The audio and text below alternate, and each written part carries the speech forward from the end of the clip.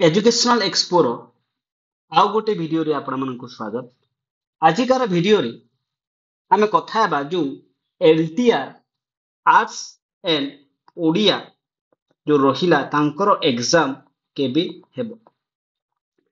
जेमिति कि आपण माने जानिथिबे रिसेंटली जो हाईकोर्ट कर ऑर्डर आसिला कि जो आर्ट्स एंड ओडिया ऊपर जो स्टे लागिथिला ताहाकु जो मान्यवर हाईकोर्ट कोन कले ना विथड्रॉ कर देले। आपण ଏହା ଜାଣିଥିବେ विथड्रॉ कर सारला परे एबे जदि हमें देखिबा जो ओ डबल एससी रहिला ता पाख से भी फ्री हैंड अछि कि से केबे एग्जाम करैबो। जेमिति कि आपण जानिथिबे कोनोसी जदि गोटिए ऑनगोइंग एग्जाम चालुची आ सही समय रे अन्य एक एग्जाम हेबा बहुत मुश्किल। तो एबे जदि देखिबा हमें ओ डबल एससी रा जो कैलेंडर रे वर्तमान कोनोसी एग्जाम नाही। ओ डबल एससी वर्तमान कोनोसी एग्जाम करू नाही।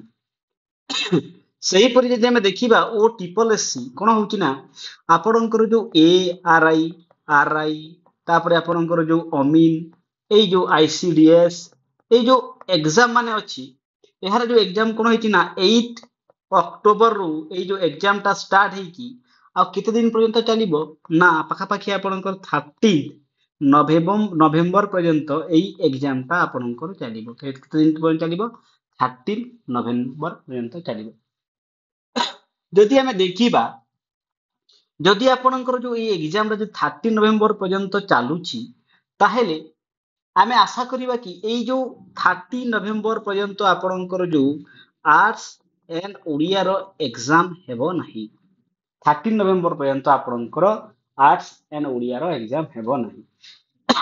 जदि पॉसिबल डेट कथा बा हमें तो आपणकर जो एग्जाम पाखा पाखी जो ए जो आर्ट्स एंड ओडिया रो 15 नवेम्बर रु नै करी आपणकर 25 जो नवेम्बर रहुची एई भितरे आपणकर एग्जाम ता हेबार बहुत पॉसिबिलिटी रहुची। 15 नवेम्बर रु 25 जो नवेम्बर रहुची एही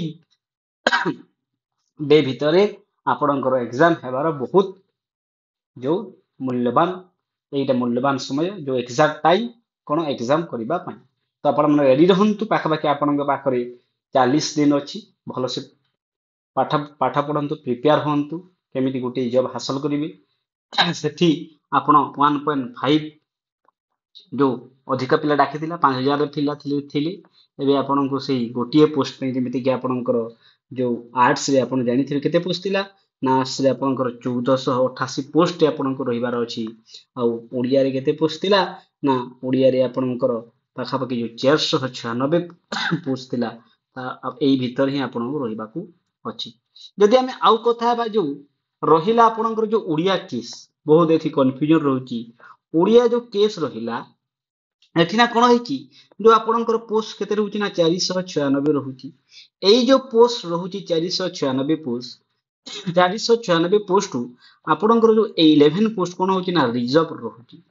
रिजर्व कहा पे रहउची ना जो 11 कोन थिले जो पेटिशनर थिले तांको पई 11 पोस्ट कोन रिजर्व रहउची। तो एई जो पेटिशनर्स माने थिले आपण बहुत सारा पिला पचारुथले कि माने तो एग्जाम क्वालिफाई करि नांती तो माने केमिति पोस्ट पाई जिवे ना माने डायरेक्ट एमिति किछि पोस्ट पाइबे नहीं। कारण आपणकर जो ऑनगोइंग रिक्रूटमेंट को कंटिन्यू करबा पई कोर्ट कोन कले ना ए जो 11 पिलांको पई कोन टोटल प्रोसेस ता बंद रहिबो कि सेथि पई तांकर जो केस रहउची एई केस ऊपर डिपेंड करूची एई 11 पोस्ट रो रिजर्वेशन। ए जो केस से मान जितिले तांको जो 11 पोस्ट्स माने मेरिट बेसिस रे पाइबे। जदि से माने एलएमएन एग्जाम को अलाउ करिवे तांको और से माने मेरिट बेसिस रे पाइबे। एमिति ना कि से माने बिना एग्जाम देखि पोस्ट हासिल करबे ना।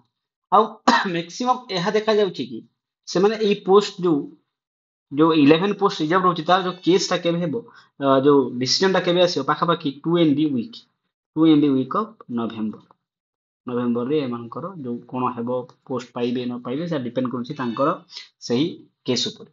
ଏହା ଥିଲା संपूर्ण वीडियो। आहुरी एमिति के वीडियो देखिबा पई आपण चैनल को लाइक एंड सब्सक्राइब करि दियंतु। Thank you.